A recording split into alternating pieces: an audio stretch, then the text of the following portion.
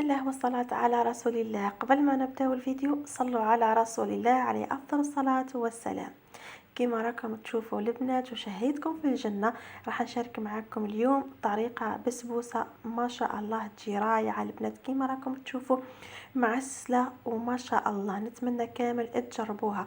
مقادير بسيطة جدا ومقادير قليلة، راح نكيلو فقط بعلبة الياغورت. نعم، علبة الياغورت راح تخرج لك 6 حبات كما راكي تشوفي.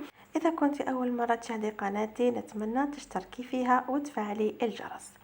اول حاجه بديت بها البنات، حطيت السيرو، درت كاس نتاع سكر مع 2 كيسان ماء، وحطيت فيهم الشرائح نتاع البرتقال، واذا عندك الليمون ديري عادي، وخليهم على نار هادئه مده 10 دقائق حتى يعقد معك.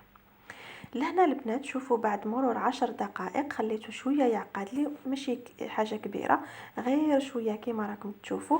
والبنه نتاع البرتقال يعني زادت فيه روعه، حتى السيترون البنات تجي هايله. نروحوا للمقادير. اول حاجه البنات رايحين نكيلو كما قلت لكم بهذه نتاع الياغورت. اي علبه عندك راح تاخذي فيها كامل الكيل اللي راح نديروه، وكما قلت لك مقادير راح تخرج لك 6 حبات نتاع بسبوسه، هادو لي ميني يعني صغار. اول حاجه حطيت 2 بيضات، وبعلبه الياغورت راح ندير السكر، نفس العلبه راح نكيل بها، ونبدا نخلط في البيض والسكر مليح البنات هكذا باش يختلطوا مليح مع بعضهم، ويذوب السكر مع البيض كما راكم تشوفوا.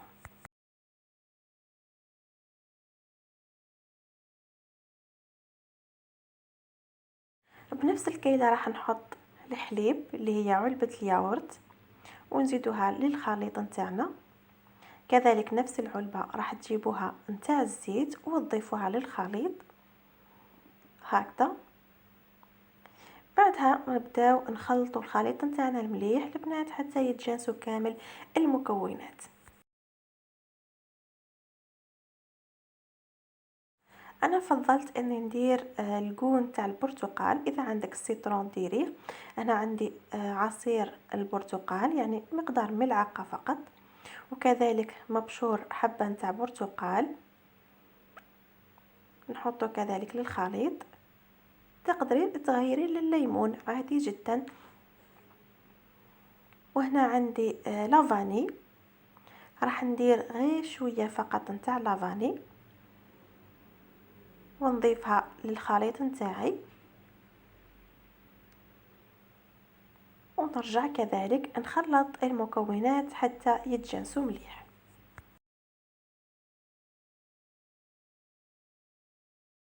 بعد ما كملنا المواد السائلة الآن راح نروحوا للسميد. أنا عندي الرطب، راح نضيف أول علبة مع باكي نتاع لاليفير شيميك، باكي واحدة فقط البنات، ونضيفها هنا للخليط ونخلطهم مليح قبل ما نضيف العلبة الثانية. لهنا البنات بالنسبة للسميد إذا راح نديروا المتوسط راح نديروا علبتان فقط، أما إذا كان يعني السميد نتاعكم رقيق كما السميد نتاعي فراح نديروا 3 علب، لأنه أنا هنا درت علبتان ولاحظت أنه الخليط مازال سائل، زدت علبة ثالثة. أما إذا كان السميد نتاعكم خشن راح ديروا علبتان فقط. وكذلك تقدروا تضيفوا جوز الهند، راح إذا حابين يعني الذوق نتاع جوز الهند ديروه عادي جدا، ديروا ملعقة فقط. لهنا راح نضيف العلبة الثانية نتاع السميد كما راكم تشوفوا فيه أرطب، راح نفرغ كامل العلبة يعني نلتزموا بالمقادير كما راكم تشوفوا، ونزيد نخلط المقادير مليح كما راكم تشوفوا راهي مازالت سائلة. بعد ما خلطتهم زدت العلبة الثالثة.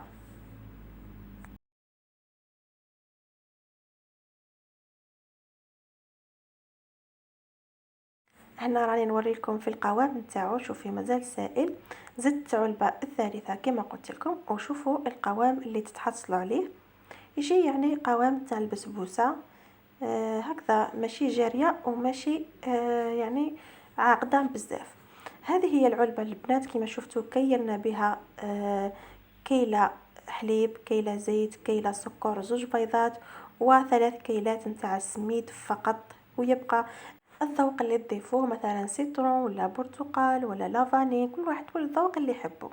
هذا هو القوام البنات اللي لازم تتحصلوا عليه كما راكم تشوفوا، ما تجيش عاقده وما تجيش جاريه في نفس الوقت. الان البنات راح نعمر، عندي لهنايا 6 راح نعمرهم كما راكم تشوفوا. نبدا نعمر فيهم بالوحده. هذا الكيل راح يدير لك 6، يعني تفهمنا من البدايه. اذا حبيتي تضاعفي ديري علبتان يعني تاع حليب، علبتان تاع زيت، علبتان تاع سكر، ديري 4 بيضات هكذا، يعني تعرفي كيفاش تدوبلي المقادير باش تعطيك عدد اكبر. انا حبيت ندير 6 فقط لانه ما نحبش تبقى لي، فيعني اليومين، يعني مثلا نستهلكها اليوم وغدوه ما عليهش. هكذا البنات راح نعمر كامل العلب مليح بهذا الخليط، وراح تشوفوا جاوني 6 تماما.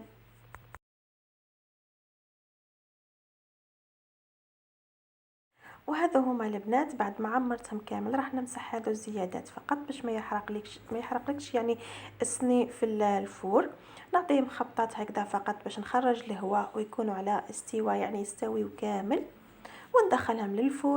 نطيبوهم من التحت ومن بعد من الفوق يحمروا مليح، يعني تحبوهم دوري ولا تحمروهم، ونعاودوا نرجع لكم ونوريكم شكلهم النهائي.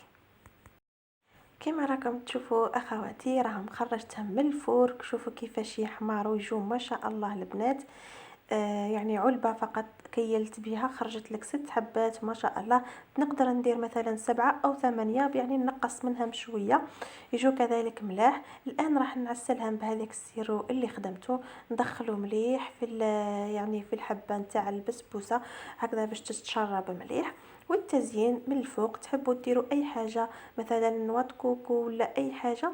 انا نحب دائما نديرها بالجلجلان، تعجبني البنه نتاع السيرو مع الجلجلان كيما راكم تشوفوا. هكذا حاجه للقهوه نتاع العشيه ولا تفطروا بها الصباح، تجي حاجه مليحه وسريعه يعني في نفس الوقت.